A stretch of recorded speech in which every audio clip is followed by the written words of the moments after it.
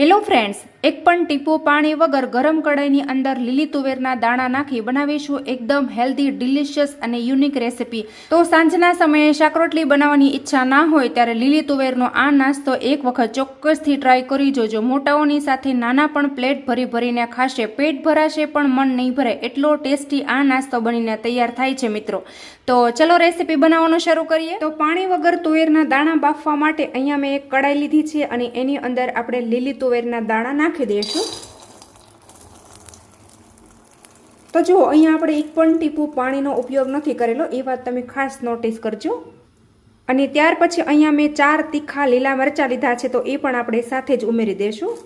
અને 8 થી 10 લસણની કળીઓ લીધેલી છે, તો એ પણ આપણે ઉમેરી દઈશું.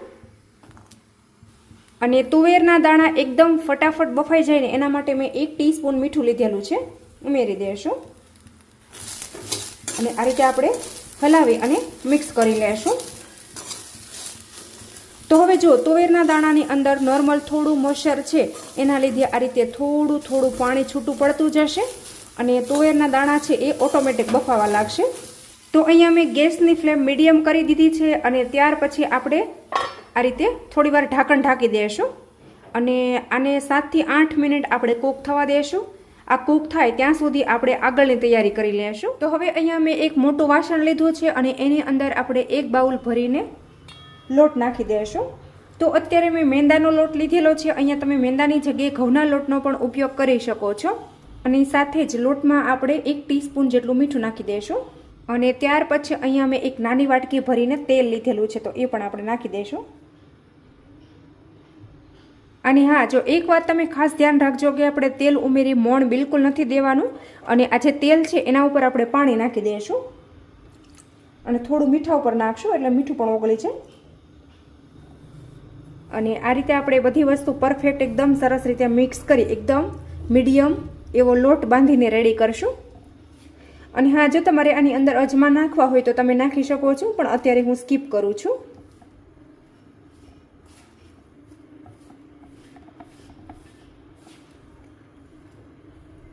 તો અહીંયા જો મેં એકદમ સરસ એવો મસ્ત મજાનો લોટ બાંધી અને તૈયાર કરી લીધો છે.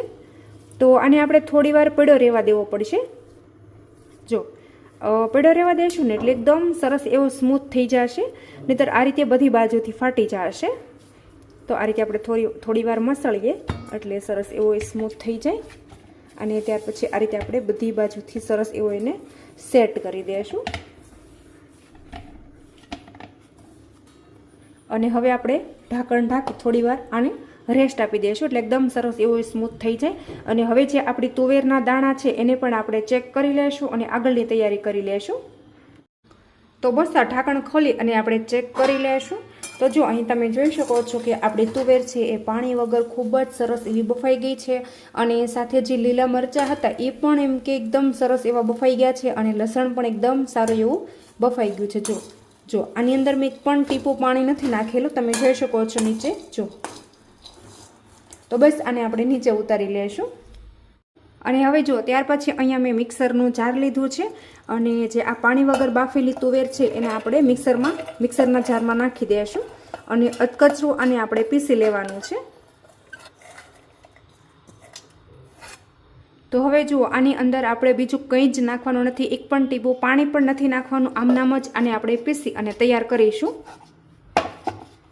તો જો અહીંયા મેં એકદમ સારું એવું વાટી લીધું છે, આ રીતે પીસી લીધું છે. જો આ રીતનું અત્યારે થયું છે, આ રીતનું આપણે અધકચરો આનું ભૂકો કરવાનો છે.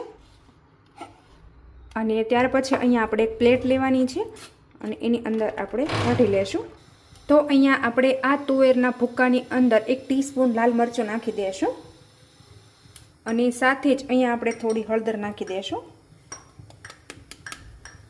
તો હવે જુઓ, મસાલાનો એકદમ સારો એવો ટેસ્ટ આવે એના માટે અહીંયા મેં તેલ ગરમ કરી લીધું છે અને 1 ટીસ્પૂન રાઈ નાખી દઈશું.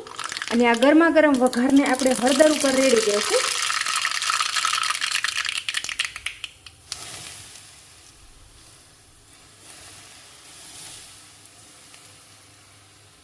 તો હવે જુઓ, આ બધી વસ્તુને આપણે એકદમ સારી રીતે મિક્સ કરી અને બટેટાને આપણે મેશ કરી લેવાના છે અને મિક્સ કરી લેશું. તો એકદમ મસ્ત મજાનો લીલી તુવેરનો મસાલો બની અને તૈયાર થશે મિત્રો.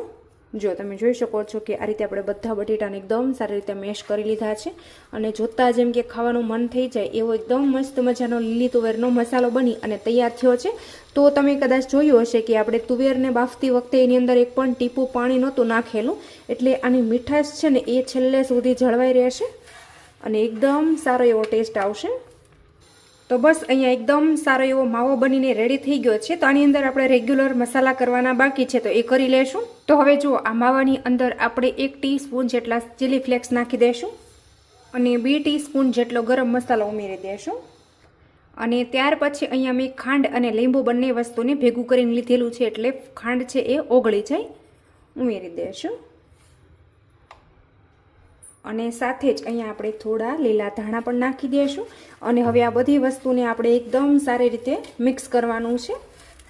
તો જો અહીંયા આપણે મીઠું બિલકુલ નાખવાની જરૂર નથી, કારણ કે આપણે તુવેરના દાણા બાફતી વખતે મીઠું એની અંદર ઓલરેડી એડ કરેલું હતું, એટલા માટે હું અત્યારે એને સ્કીપ કરું છું.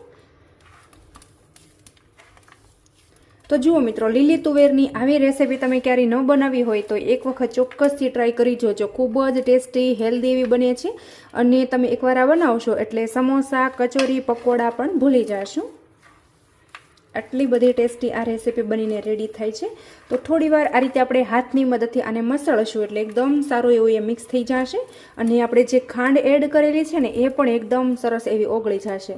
જો આપણે જ્યારે મિક્સરમાંથી કાઢ્યું ત્યારે થોડું કડક હતું, પણ અત્યારે એકદમ મસ્ત મજાનો માવો બની અને તૈયાર થઈ ગયો છે. જો તો મિત્રો, અત્યારે શિયાળાની સિઝન છે એટલે માર્કેટમાં ભરપૂર પ્રમાણમાં તુવેર આવતી હોય છે, તો બને એટલી આપણા રોજિંદા જીવનમાં તુવેરનો વધારેમાં વધારે ઉપયોગ કરવો જોઈએ. તો મિત્રો, આ રીતે તમે તુવેરનો નાસ્તો બનાવી અને બાળકોને ખવડાવી શકો છો. બાળકો પ્લેટ ભરી ભરીને ખાશે, સાથે મોટાઓ પણ પ્લેટ ભરી ભરીને ખાશે. પેટ ભરાઈ જશે પણ મન નહીં ભરાય એટલો બધો સરસ આ નાસ્તો બને છે.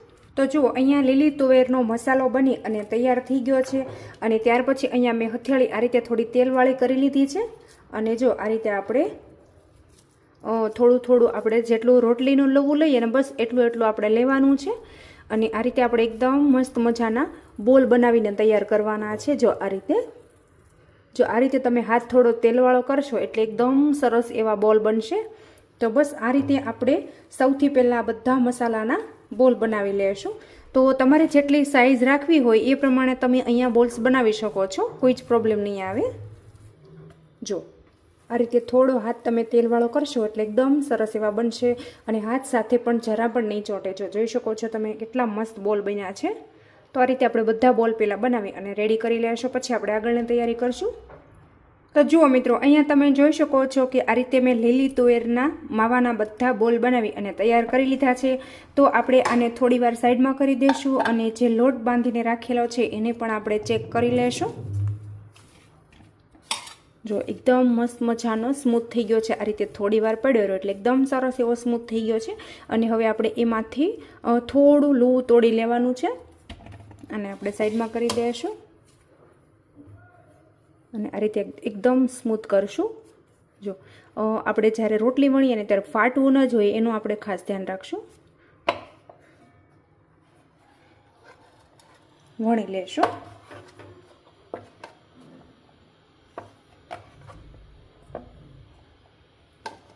તો આ જે રોટલી છે કેટલી વણવાની છે કે જેટલો આપણો બોલ સમાય રહે ને એ રીતને આપણે વણીશું.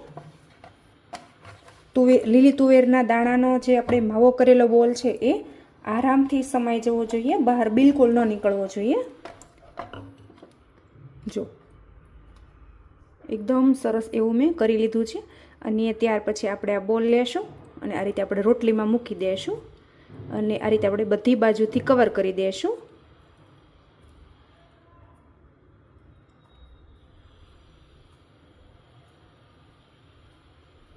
તો તમે ઈચ્છો તો અહીંયા થોડું તમે પાણી લગાવી શકો છો જેથી કરીને નીકળી ના જાય. તો સૌથી પહેલાં આપણે એક કરી લેશું. આપણને જો એવું લાગે કે તૂટી જશે તો આપણે પાણી અથવા દૂધ લગાવીશું અને ત્યાર પછી આ રીતે આપણે એકદમ સરસ એવો પેંડા જેવો આને શેપ આપીશું. એકદમ મસ્ત મજાનું આ રીતે બધી બાજુથી સરખું કરી લેશું. લુક વાઇઝ પણ એકદમ સરસ એવું લાગવું જોઈએ. તો હવે આ રીતે આપણે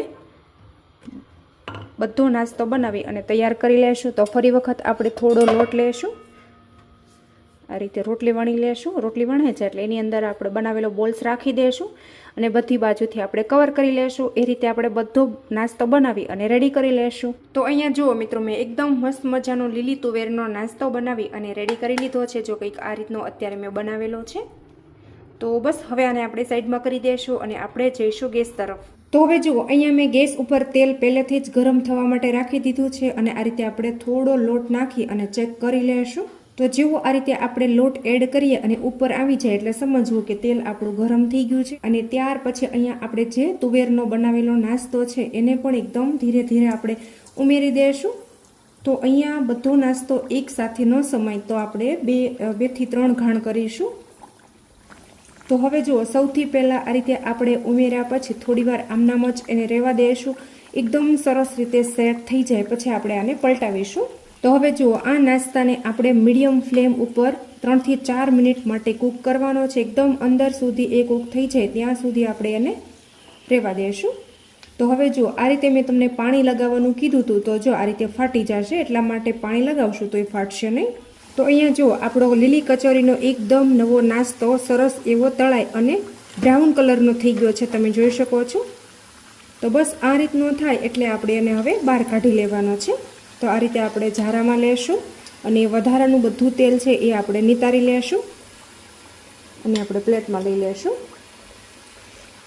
તો શું મિત્રો, આ રીતે તમે લીલી કચોરીનો નાસ્તો ક્યારે બનાવ્યો છે કે નહીં? તો કોમેન્ટમાં તમારો ફીડબેક જરૂરથી આપજો. અને તમે વિડીયો ક્યાંથી જુઓ છો ને એ પણ કોમેન્ટમાં લખવાનું બિલકુલ નહીં ભૂલતા. અને રેસીપી સારી લાગે ને તો પણ તમારી કોમેન્ટ જરૂરથી કરી દેજો. તો જુઓ મિત્રો, અહીંયા મેં લીલી તુવેરનો એકદમ મસ્ત મજાનો નાસ્તો બનાવી અને તૈયાર કરી લીધો છે. જો, તો આમાંથી આપણે એકદમ મસ્ત મજાની ટેસ્ટી એવી ડીશ બનાવીશું. તો વિડીયોને તમે પૂરેપૂરો જોજો. તો આને આપણે થોડીવાર સાઈડમાં કરી દઈશું અને અહીંયા આપણે એક બીજી ડીશ લેવાની છે. તો સૌથી પહેલાં અહીંયા આપણે જે બનાવેલો નાસ્તો છે એ આપણે લેશું.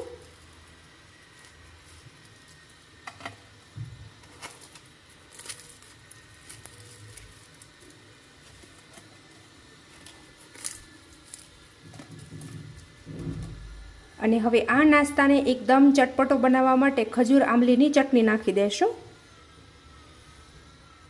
અને થોડી ચટપટી ગ્રીન ચટણી પણ નાખી દેશું અને ઉપરથી આપણે થોડી સેવ નાખી દેશું એટલે એકદમ મસ્ત મજાની ડીશ બનીને રેડી થઈ જાય. તો જુઓ મિત્રો, છે ને એકદમ મસ્ત મજાની લીલી તુવેરનો નાસ્તો. તો મિત્રો, તમને મારો આજનો એકદમ નવી રીતે લીલી તુવેરનો નાસ્તો બનાવવાની રેસીપી કેવી લાગી છે ને એ કોમેન્ટમાં તમારો ફીડબેક જરૂરથી આપી દેજો.